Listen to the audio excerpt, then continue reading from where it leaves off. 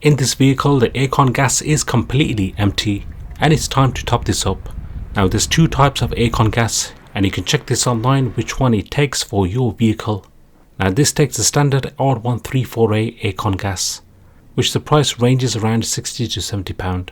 On other newer vehicles it takes the R1234YF, which is slightly a bit more expensive.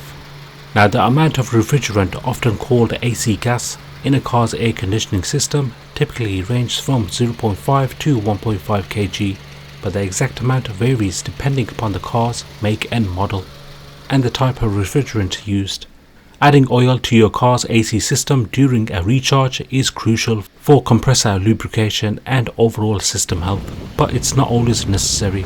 If you're not seeing any leaks, the system is likely sealed and only a recharge of the AC gas might be needed.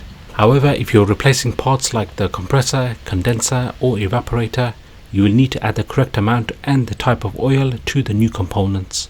One quick method to check your AC gas tank is empty is by pressing the nozzle with a flat screwdriver.